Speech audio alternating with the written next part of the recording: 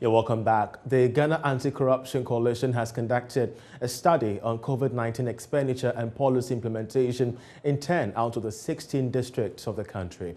The research was done by a network of local civil society organizations with funding and technical support from the coalition. Bright Sewell is head of programs for the coalition and he joins us for more. Bright, grateful that you could join us. What was or were the findings of the study?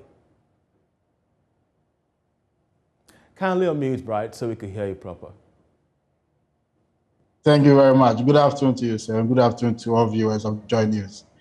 I guess the most surprising thing for us when we undertook this study was the fact that the local governments, that's the MMDAs in the country, and this is consistent across all the 10 that we work with on this particular study, that in 2020, in the midst of the pandemic, they did receive some amount of funding from government earmarked for COVID-19 expenditure, but no such money was released to them in 2021, that's the previous year, and this year in 2022. Now that came as a shock to us because in 2021, we had already drawn budget before the pandemic hit somewhere in March, and we were able to find money for the local governments to deal with the pandemic. In 2021, or going to 2021, when we've come, or we had just had elections, we've had Christmas festivities, you would expect that this is the one time we were able to actually budget well, to be able to spend some money in 2021 to be able to combat COVID-19, the pandemic. But to receive no funding support at all from government, that was extremely surprising for us. Most of MMDAs mentioned that government asked them to use a portion of their DACF funding and also their internal generated funds to be able to deal with this. Now, the issue here is that the DACF is quite erratic in the sense that they don't always get it consistently. It doesn't always come on time. IGF for certain districts can be as low as below 10,000 Ghana cedis. So for us, this does not show whether a lot of seriousness as far as the tackling of COVID-19 is concerned from the MMDA's point of view and what government is support MMDA. Now, we are aware that, of course, we could have spent the money on a number of ministry departments and agencies and in many sectors, but the MMDA is a major spending area or major spending administrative structure. Yeah, I want you to hold on your thoughts there. I want you to hold on your thoughts there, Brad, because yes, I'm quite interested in the figures. When you're saying that some monies were not, disbursed to most of these MMDAs, I mean, what specifically is the amount we're looking at, and what were the expectations for most of these districts and MMDAs?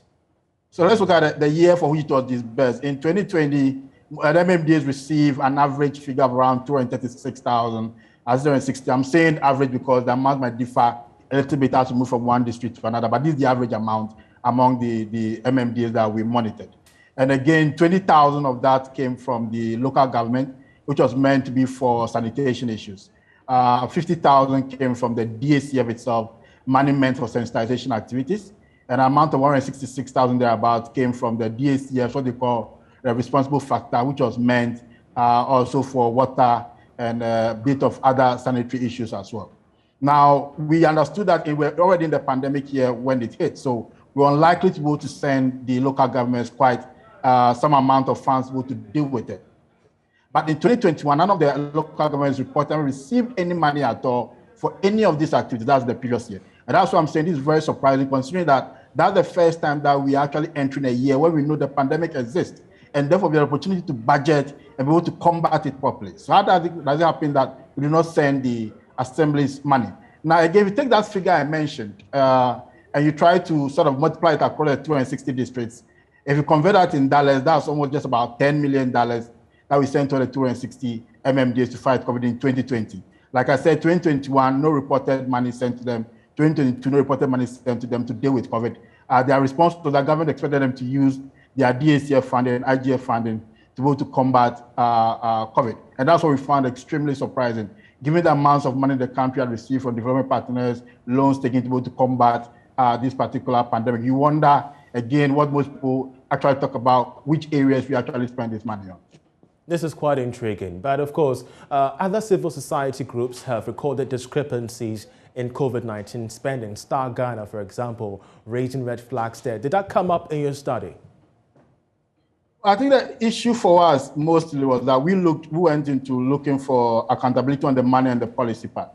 I think what was interesting for us is, again, the procurements that were done.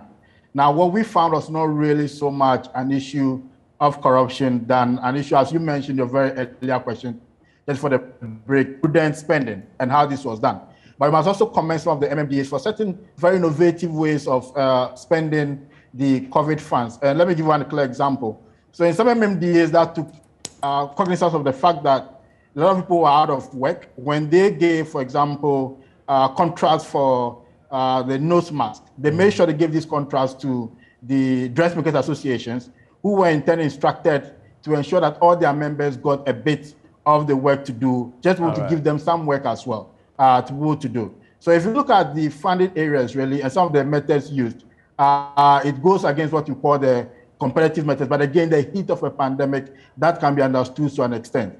Ours was not really a forensic sort of investigation that could really unearth that level of spending. We're just trying to get an idea of the general spending areas, not provide a platform for them to account citizens to question some of the accounting and give us evidence of the areas where they said they had spent. Sure. And that is a mixed result. In some districts, yes, citizens were able to attest to the fact that they had seen the structures in place. They could feel where the assembly says they've spent. In other areas, there was a bit of a controversy. As the spending areas that were mentioned, people said they saw nothing there. So it's a bit of a mixed bag in that particular direction. So what next, after this study? That's a very good question. What we did was that in the very district report under the study, we actually held accountability platforms. And a lot of things came to light. Again, I'll give an example to answer your question. In some districts, for example, it came to light that the burial of COVID-19 corpses, which is something that the government is supposed to undertake. In some areas, money had been collected from the families to undertake this burial. It was the first time certain assemblies had heard of such an accusation. So, for instance, they are following up on this. They took the numbers of those who made the accusation and asked them to follow up to determine who they paid those monies to. We ourselves as a coalition are following up on this also next month, going back to the field. All the commitments that were made, all the data that Assembly said they'll provide in due time, we are following up again on it to ensure that indeed we are getting this data. Those who claim to have paid money that they should not have paid, we are following up again to see how that particular storage goes. But tomorrow, at the Kofi Annan Center of Excellence also, we'll be looking at the national picture where we bring the institutions that were pretty much our targets in this study to basically highlight some of the issues that came from the field, hoping to get a response from them. But also for the higher part, or the most important part, is what lessons have we learned from the spending so far? Because we are still in the pandemic period, and what can we change to be able to do a better job of handling this COVID-19 pandemic? Bright, we're grateful for helping us with this information. Here's the head of programs at the Ghana Anti-Corruption Coalition, Ending the Marketplace, with me, Charles Ayete. For more news, please log on to myjoyonline.com. Many thanks for watching. Enjoy the rest of our programs.